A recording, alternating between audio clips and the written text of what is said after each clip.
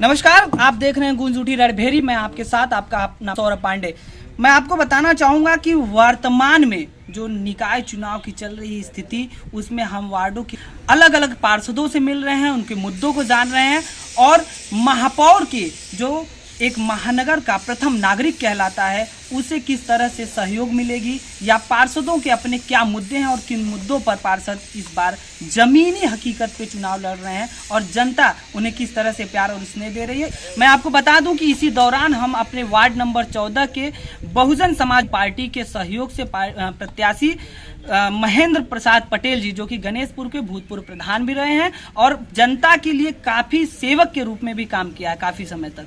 इसी संदर्भ में हम इनसे बातचीत करेंगे। क्या इस बार जो आप पहले भूतपूर्व चुनाव रहे हैं और अब आप एक पार्षद होने जा रहे हैं, जहां पे आपके क्षेत्र बढ़ रहे हैं, जिम्मेदारियां बढ़ रही हैं, जनता आपको किस तरह से प्यार दे रहा है? जनता जो मेरा पूर्व रिकॉर्ड है, मैं पूर्व प्रधान रहा हूं, मेरे परिवार से मेरी पत्नी, मेरे पिताजी तथा एक बहुजन पार्टी के प्रधान को मैं बनाया हूं।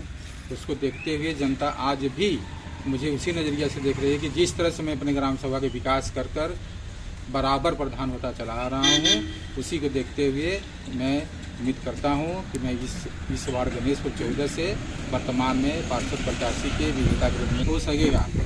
प्रथम बार जो कि हमारा ग्राम सभा अगल बगल के आस पड़ोस के ग्राम सभाएँ पहली बार नगर में शामिल हुई हैं। यहाँ पर सड़कों की हालत बहुत ही जर्जर है, सीवर नहीं है, लाइन की व्यवस्था सही ढंग से सुदृढ़ नहीं है। प्रथम वरीयता मेरी होगी कि सड़कों को मरम्मत कराया जाए तथा लाइन पूरी रूप से दुरुस्त किया जाए, जो कि उसके बाद सड़क को अच्छे से ढंग से बनाया जाए, जिससे कि लोगों का आवागमन है तो कोई असुविधा न हो। महिला सम्मान के लिए आप क्या कर रहे हैं? महिला सम्मान के लिए आपने क्या सोचा है? आपका क्या मुद्दा है, क्या एजेंडा है? जैसा कि इस समय के कार्यक्रम को प्रथम वरीयता दिया जा रहा है महिलाओं के सम्मान, महिलाओं को बराबरी का अधिकार, उसको देखते हुए जहाँ तक हो सकेगा उनके सम्मान के लिए हम सब चुने हुए सभी पार्षद एक साथ खेल रहे हैं।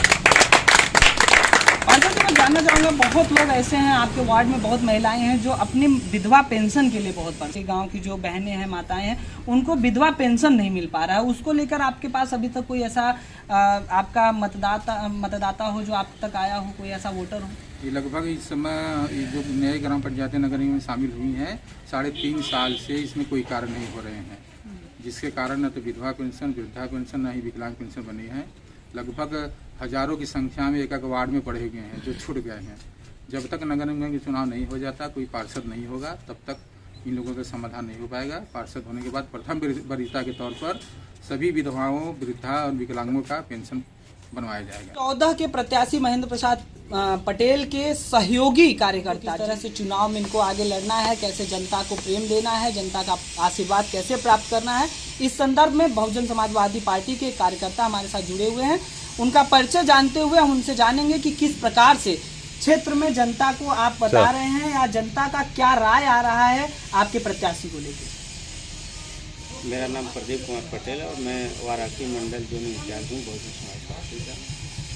रही बात जनता की राय, तो जनता ललकार रही है कि 14 वार्ड से महेंद्र पटेल कितने वोटों से जीत रहे हैं। कल चुनाव है और 13 को गणना है, तो अब देखेंगे इस वार्ड में पूरी जनता चिल्ला रही कि यहाँ से महेंद्र पटेल ही चुनाव जीत के जा रहे हैं। नया वार्ड जुआ है ग्रामीण एरिया का और इसमें 3-3.5 साल से लगभग जब से चुनाव नहीं हुआ तो कार्य रुका हुआ है और पार्टी का चुनाव है। अगर हमारे प्रत्याशी महेंद्र पटेल जीतते हैं तो सारी सड़कें और सीवर या जो भी जनहित कार्य है वो आपको दिखाई देगी और बहुत तेज़ी से दिखाई देगी। जो 3.5 साल का है वो निश्चित तौर से साल भर में उसकी पूर्ति 1 साल में ही कर देंगे।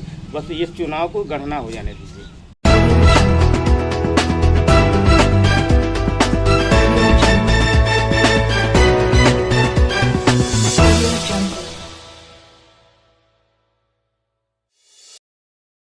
खबरों से जुड़े रहने के लिए रणभेरी न्यूज़ को सब्सक्राइब करें और बेल आइकन को प्रेस करें।